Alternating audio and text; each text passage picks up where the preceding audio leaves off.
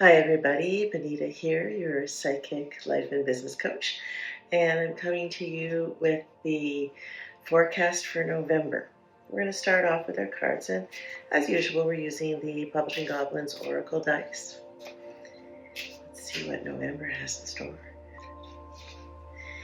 So, this is the Ambient dice card. So, we're going to see how that one plays out for us. We've got all our die here.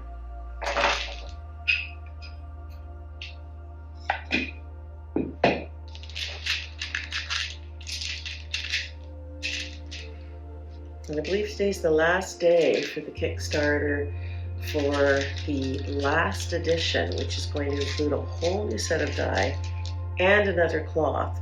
So I suspect the way I'm going to be doing that is I'm going to be doing two forecasts, and I'll put them all on the same video.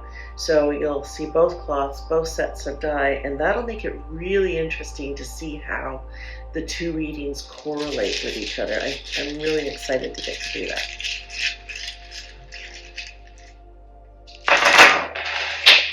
Okay, one went flying. And there's a few touching the edge of the core here, as you can see, but not sitting right in it. We have a few that went off the mat. All right, so as you know, the first thing I always like to do is, oh, well, that's interesting. The chaos die is the one that took off, so we're not looking at the chaos die, and that's the one multi-sided die that's got more sides than the regular die. And that one, so I guess we're not going to have chaos, at least from that die this time. The fate die is always worth checking out because sometimes it tells us we need to move some other die. And the fate die is showing up under inevitable, and it's these, I don't know if you can see that, there you go. It's sevens, and it says the face of a slot machine. So it's the face of great success and potential fortune. Yay! After some of the struggles we've been seeing in our die in the last year or so, that's encouraging. And what I love about it is it's showing up under inevitable. So it's a good omen of things to come. Trials and endeavors being circumvented, unexpected financial support, or winning a lottery ticket, an unasked raise for a job. It's the sort of things where you don't necessarily expect them, but here they are. I love that that shows up under inevitable. And I think part of what it's also saying is that everything is cyclical. We're going through a lot of big challenges right now, but everything is cyclical. Sometimes we have to go through great difficulties, so we dig deep, we do the internal work, and then we come out the other side having learned something and applying it, things get better. So I love that that's showing up. I find that a very encouraging first dice. Okay.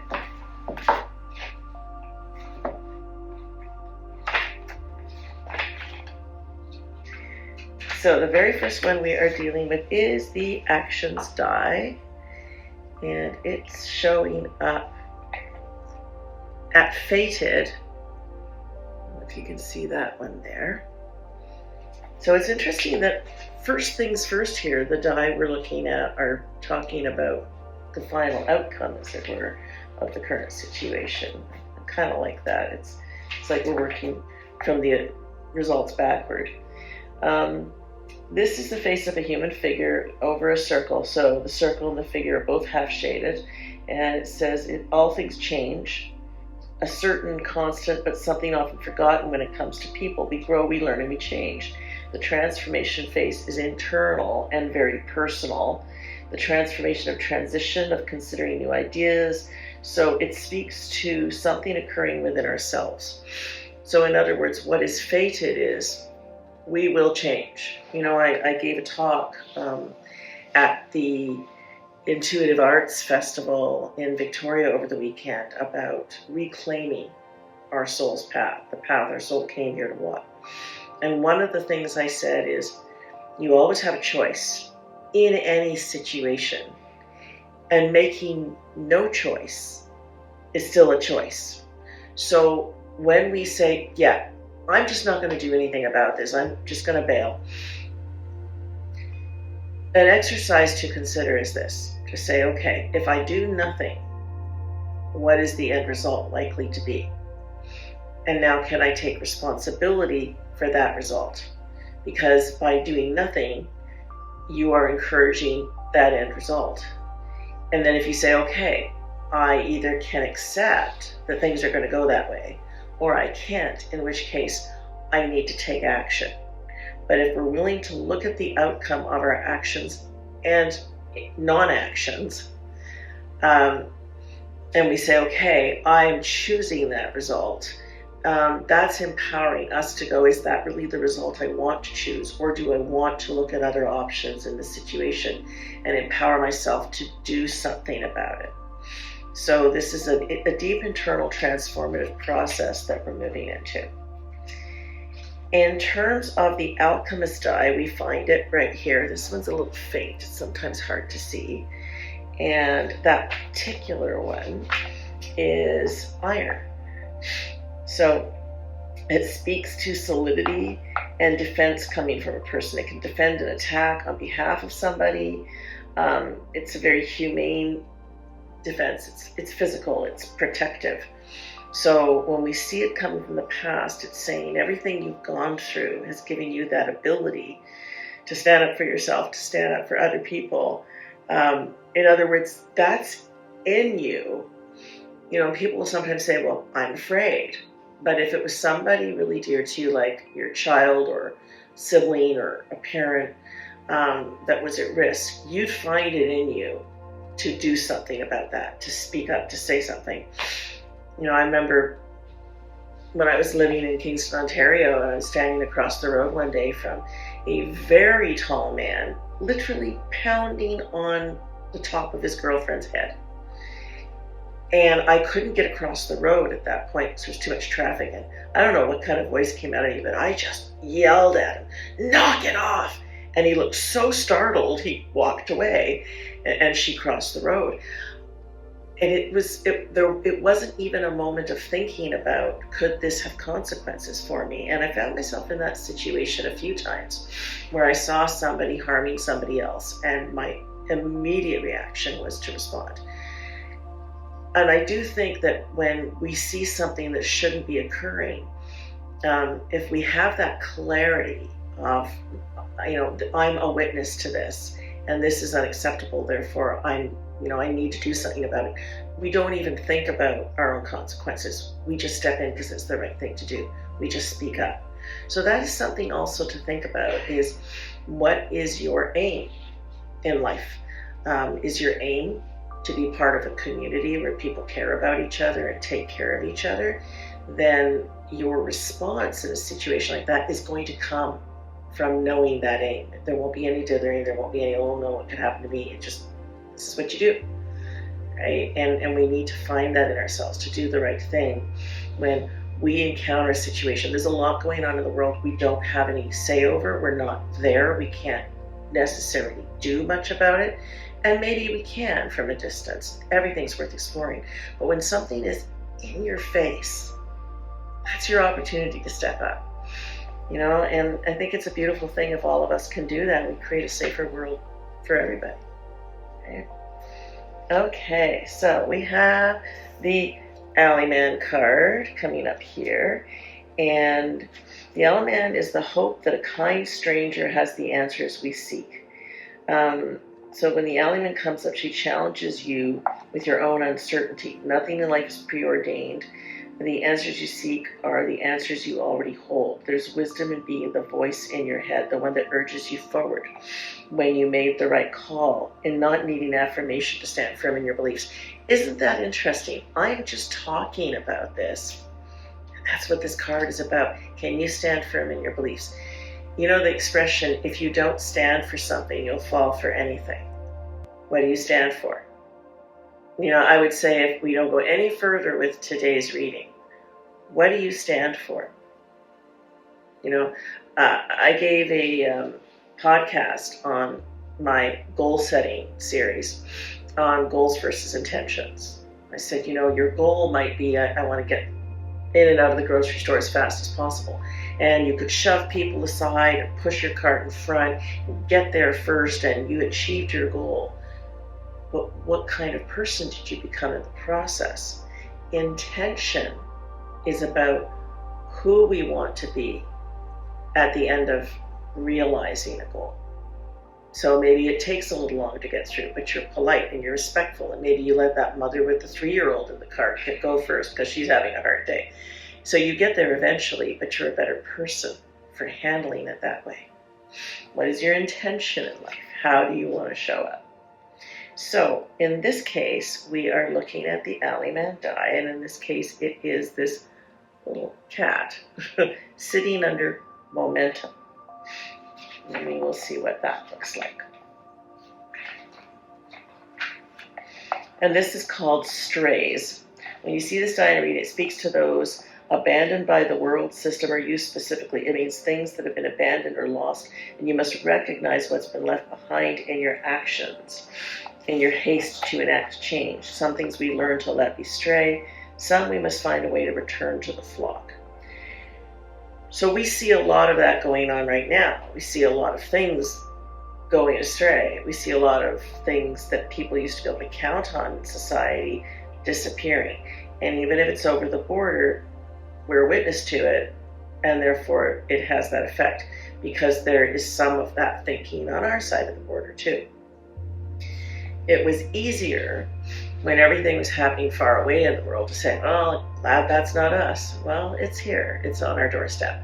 So it's being willing to look at, what is going on, and are there things I'm turning a blind eye to, or am I willing to look at it and say, how is this affecting me, and how can I create something that addresses that in my reality? So for example, if I see cruelty in the world, how can I show kindness?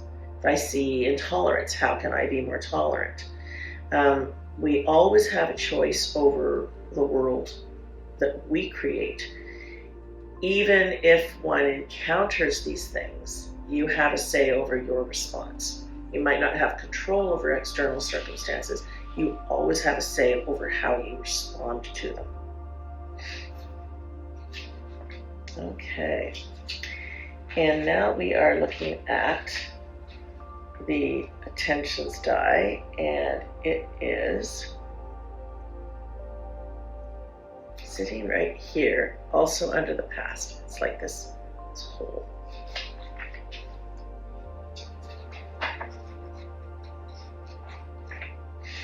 Okay. Hole speaks of a place, like a deep pit of nothing. It's where we what we try to do or to forget.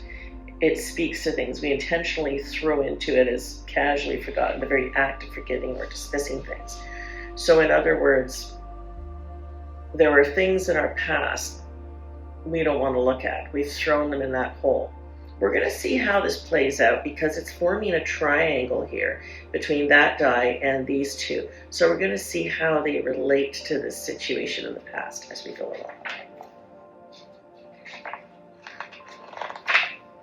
Okay, we're coming to the autumn die, and I don't think I've ever seen that face turn up before, and it's a little wagon, and it's showing up under future, and it's called Journey.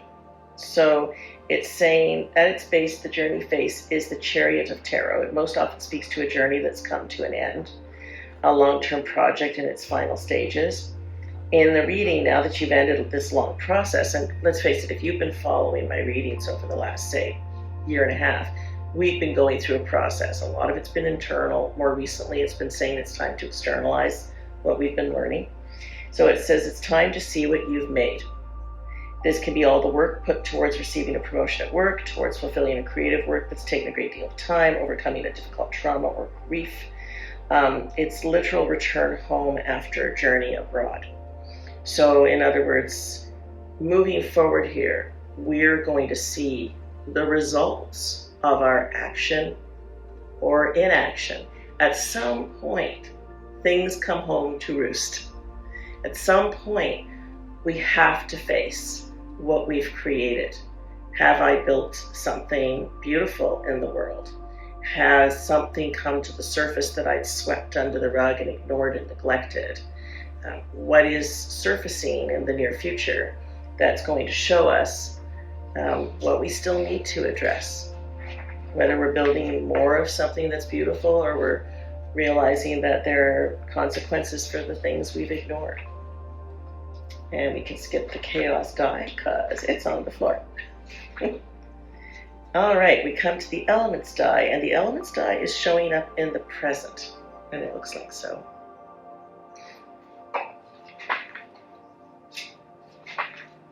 And it is soul. So it's soul is the human identity, love, companionship, connection, the very concept of the self.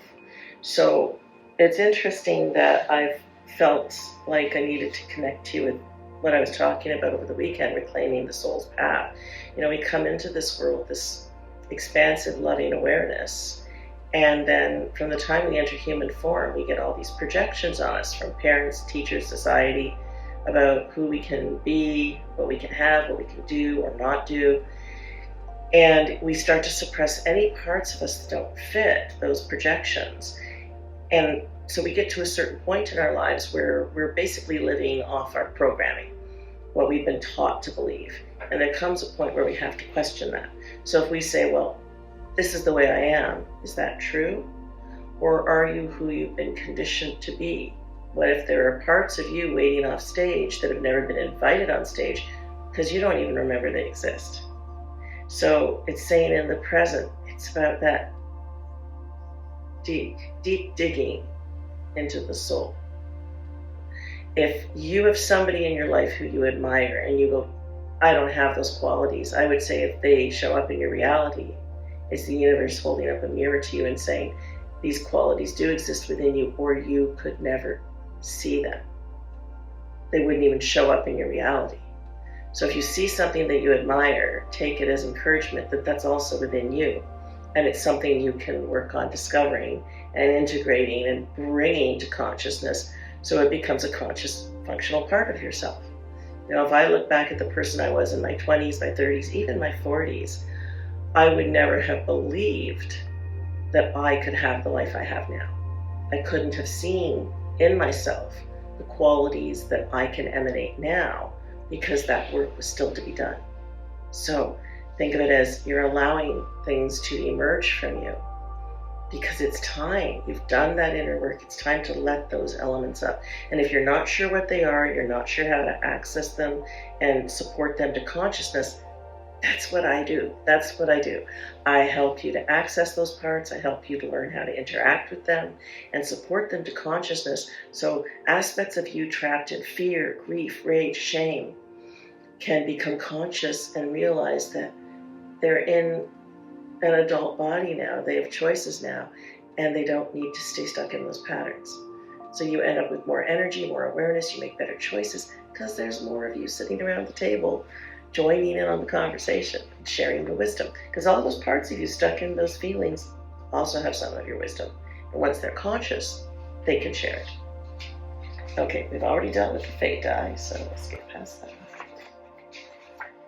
Okay, the influences die is showing up right here under fated. And you can see this, it's the swirly thing going on here. And it's called Arcane. I don't think I've seen that one show up before. If I have, it's been a while. Okay, it says Arcane is that thing unknown but hovering and touching and permeating. It can be magic, energy shifts, as much as it can be bureaucratic ritual and insurmountable text. Arcane is that esoteric thing we do not understand, but that we understand has great power in the situation, even if we do not understand how or why. So it's something that requires study or a guide to travel through. So it's saying what's fated here, and it's coming up with this other die that we were looking at that was talking about this, the circle, this having to do this deep soul work. It's saying it's time to dive into the things you don't understand and go deeper. Why am I having the experiences I'm having? Why are things happening in the world the way they are? What is the deeper message? What is the lesson behind everything? It's the difference between going, why me, and saying, or why them, and saying, what is to be learned from this? I work with my own internal soul group, who I've channeled in the past for people. My soul group's name is Sabora. And I was asking those kinds of questions and being reminded that this is an illusion. It's sometimes a very harsh one, but it's to remind me to observe, take action when I need to, care, interact, but realize this is not the whole story. This is something, it's almost like an experiment. You know, we chose to come here and have the experiences we're having because there's something to be learned from it. But it's such a, you know, it's not all of who we are. We are these divine beings having many human experiences through many lives and existing beyond this experience eternally. So, you know, we have to be careful not to get so caught up in what's going on that we can't stay the observer as well and stay connected to whatever is our spiritual journey, so that we can center ourselves and say, in this moment, this is what is required of me. And I'm going to care, and I'm going to take action, and then I'm going to step back into the observer consciousness and center myself and say, okay, I have to remember there's a bigger picture here. I have to remember that this is something I agreed to participate in, but it's coming from a place of a greater loving consciousness that we are all a part of. It's so easy to get stuck into the smallness of the ego consciousness that thinks it's separate from everybody else, thinks the world is happening to it, instead of realizing we generated this. It's coming, you know, this quantum field, we're generating it from our subconscious. All these consciousnesses agreeing to participate in this play in order to learn things. And sometimes one of the toughest things to remember is we learn the most from our petty tyrants. People who make life difficult, shake us out of complacency, cause us to say what's really important and what am I prepared to do to honor that and act upon it. So it's saying there's a deeper story here, and it's time to delve into that so that we have a framework from which to operate. I remember watching a show once on people who had undergone torture, and this one man was being shot, and he stood there and he recited the Lord's Prayer, and he did not drop down until he finished, and it shook up the people involved in harming him, and it ended his life. And one of those people was interviewed and said after that they could never do that kind of work again because they were so shaken up by this person's resolve, their spiritual resolve to complete what they were doing despite what was being done to his body. That's a really extreme example, but it stayed with me because it made me realize that you could be in situations where you're powerless to change what's happening externally. But if you can stick with your resolve and stay centered, even when something awful is happening, that can change lives. That can affect people. You know, it's like Gandhi said, whatever you do, no matter how insignificant it might seem, it's very important that you do it. And sometimes just being that person who stands and faces a situation and doesn't back down, even if all you can do is stand and face it, it's a powerful thing. We have to remember the power we have to witness, to stand up for what we believe in, and to not back down. And sometimes it's not, there's no violence, it's non-violent. But it has an effect, because when somebody is doing something that, you know, they're trying to have an effect, they're trying to inspire fear or rage, if they can't have that effect, it shakes up their belief system. And in our own lives, you know, things are fairly peaceful in our country, but we have those moments I was at a bus stop one time and I encountered a gentleman who was very angry, and he was telling me with a lot of invective, he was swearing up a storm about how he missed the last bus, and he missed his appointment with his parole officer, and if he missed the next bus, he was going to break a window on the bus. If the next driver didn't take him to where he wanted to go. And I'm observing him because he's talking to me, and I'm thinking, what an interesting reflection of my inner masculine this is. What part of me is this angry and feels like the world is against him and he's got to push back all the time? So I just stood there and I stayed open and I listened. And I made one comment when he talked about breaking a window on the bus. I said that might not yield the results you're looking for. But what was really interesting is this is somebody who's probably used to getting a lot of pushback. People either ignore him, they put up a wall, or they push back, don't talk to me, don't swear at me. And here was his feminine reflection, just open, just listening.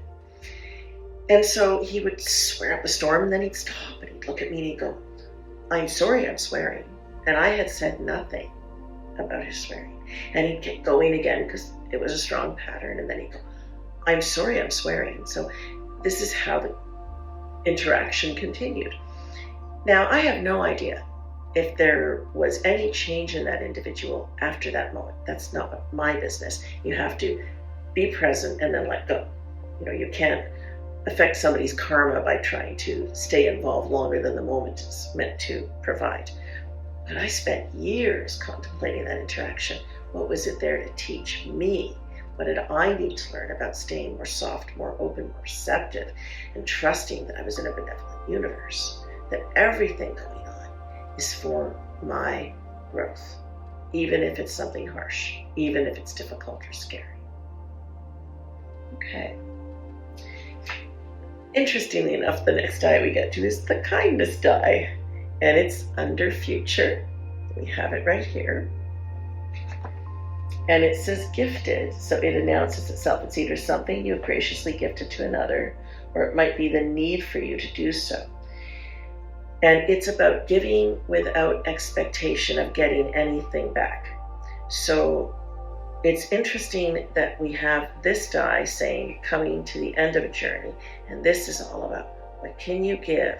What do you need to be aware you should give? And can you give without expectation of anything back? Can you let that energy of all the work you've done flow out of you, knowing that it's not about trying to get it back. It's about being open to receiving it, and not necessarily from where you gave it.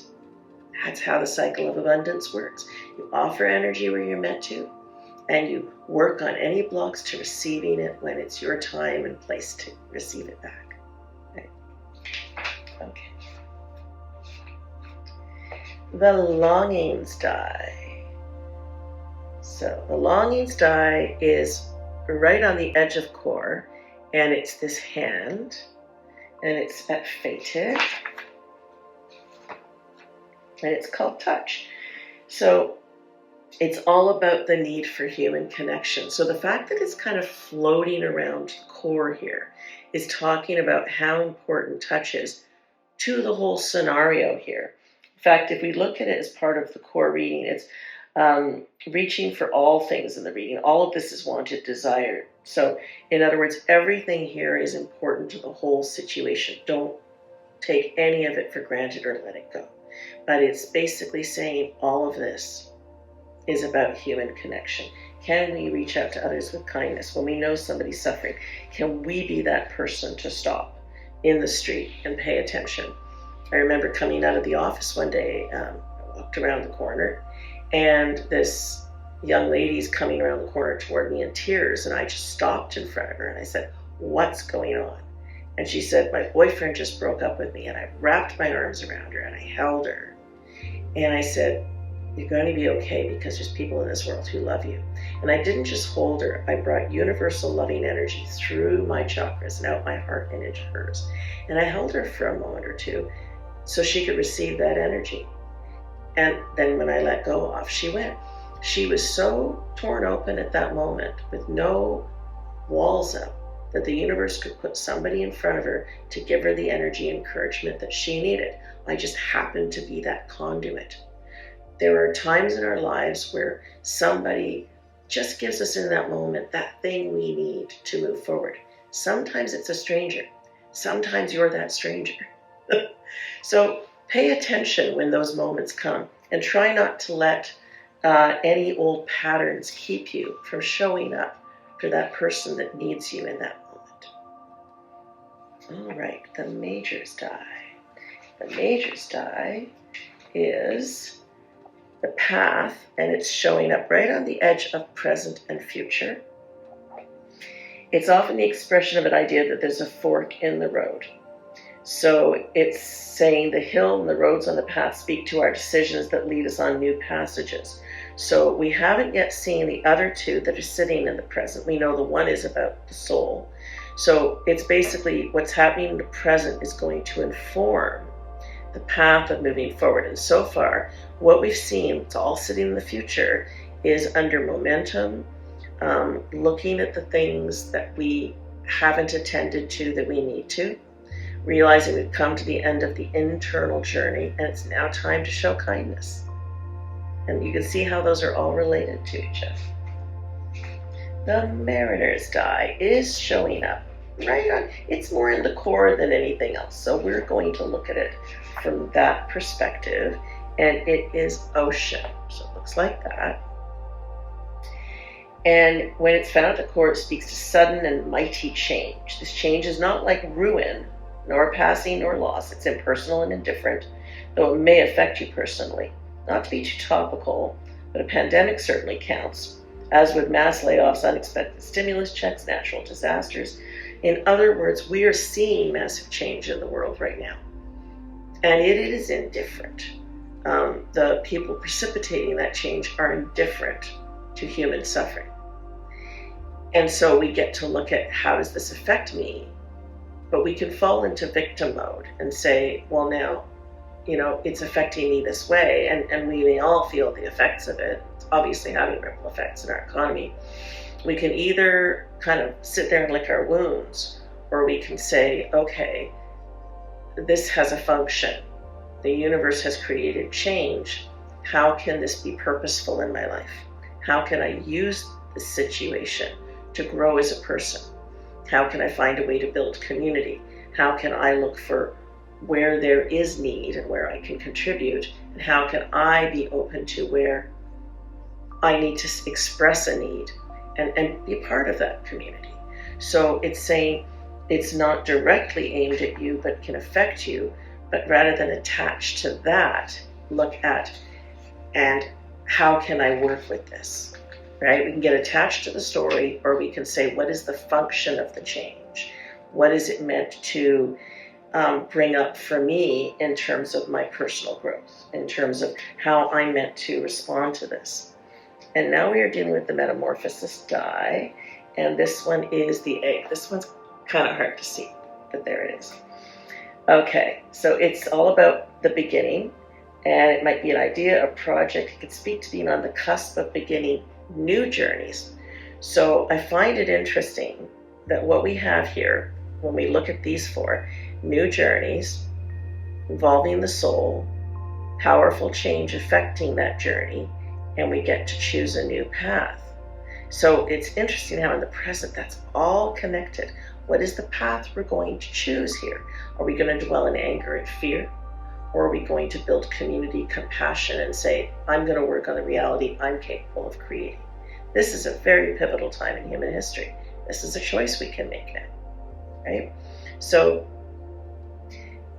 I'm fascinated by how each grouping of die is interrelated in terms of the story it's telling and the journey that it's taking us on.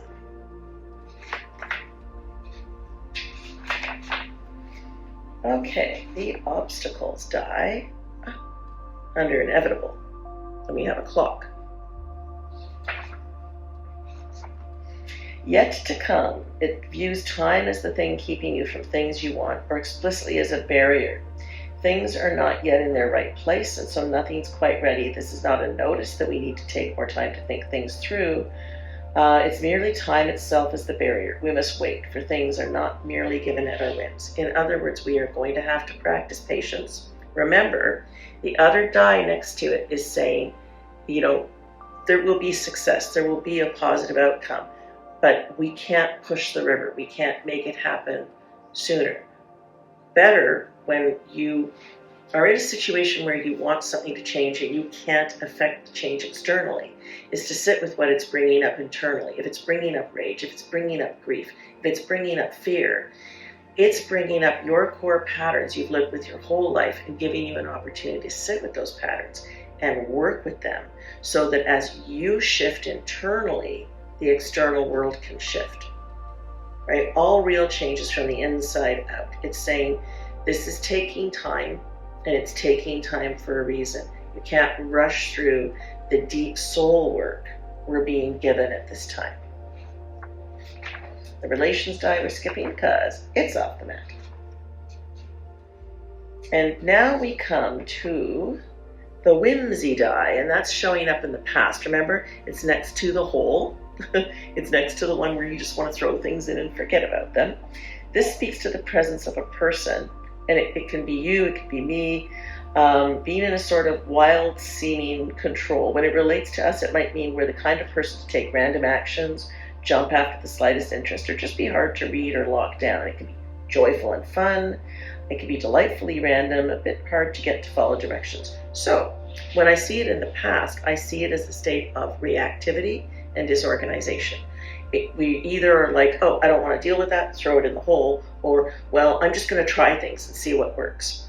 I often talk about the marriage between the feminine and the masculine.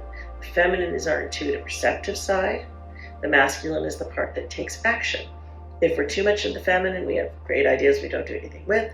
If we're too much in the masculine, we're trying a bunch of things hoping something works. So that's kind of what that is there. It's either, oh, I just don't want to deal with it, suppress it, or I'll try this, I'll try that, and we just end up full of confusion. So that's us in the past, where we were reacting. And one of the things we want to learn to do is create space between stimulus and response. And in that space, you sit with the feelings that are coming up until you're centered. It's like, oh, I'm so angry. Oh, I'm so scared. Oh, okay, I'm just going to sit and breathe into the feeling and actually just sit and have the feeling. Don't try to rationalize it away. Don't distract yourself. Have the feeling. It's one of the hardest things for humans to do, just to sit and have the uncomfortable feelings. If you observe it long enough, and this is quantum physics, something will shift. Matter changes as we observe it. So when you've sat with it long enough and the pattern has exhausted itself, realizations will come. And also with that, any actions that need to be taken. Patience. And be willing to do the work to sit with it. Okay. And we come to the suits die. And the suits die, in this particular case, is also in our past. And it is wands. So you can see that right there.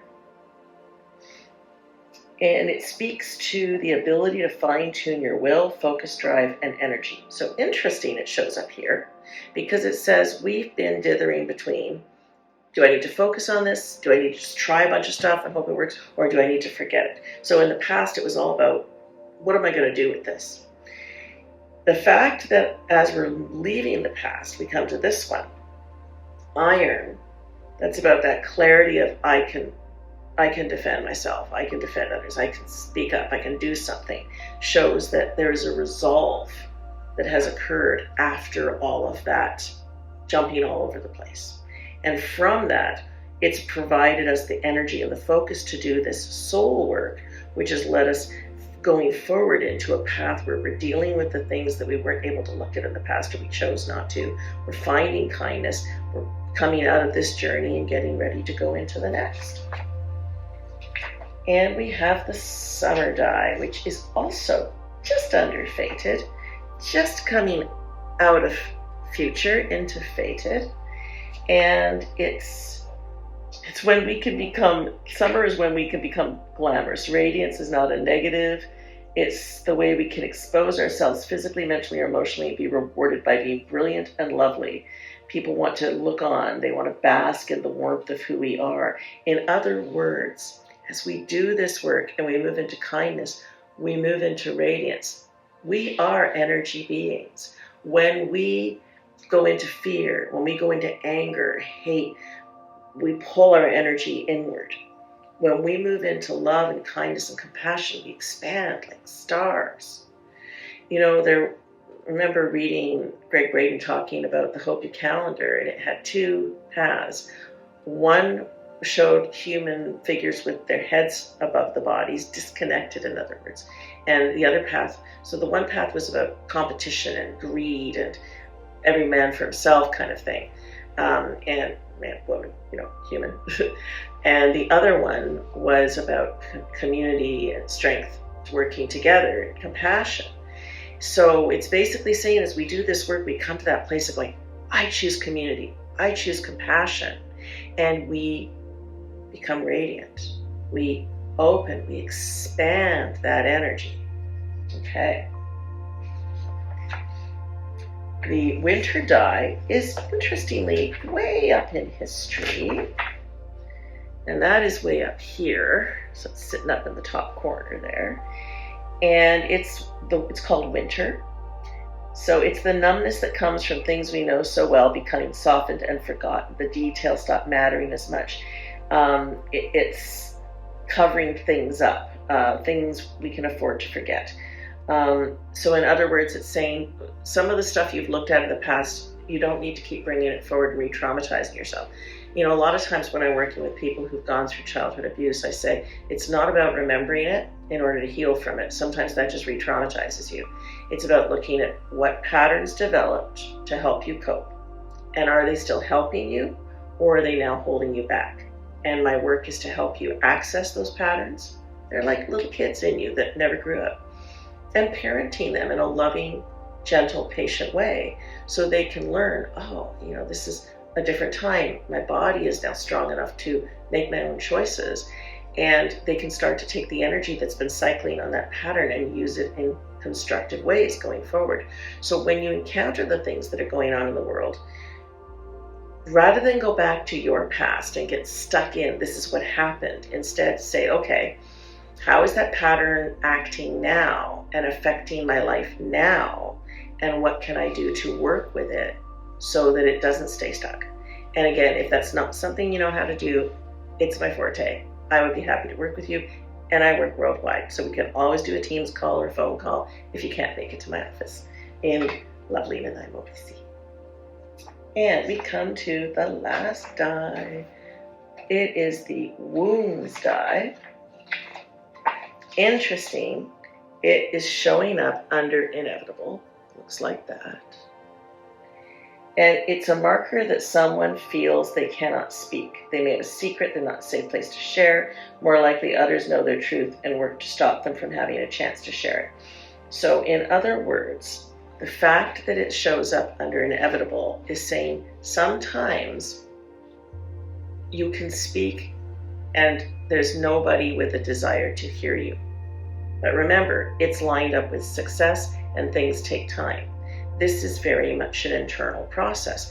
There is the taking action to be kind, to address the things in life that you can, but it's saying don't waste your speech on the people who don't care, right? Use that energy to do the work inside of you, to shift, to grow, to expand, to be radiant, so that when you see somebody in need, somebody that has an interest in having that connection, you can offer that energy. Don't waste it on the people who aren't interested in making the changes. Instead, look at where can I apply myself. One way I look at it is I place the intent to be of service, and then I center myself and I look for the openings. Oh, there's an opening, like the young lady coming around the corner in tears. That's an opportunity for me to stand there and offer some support because it's been provided to me.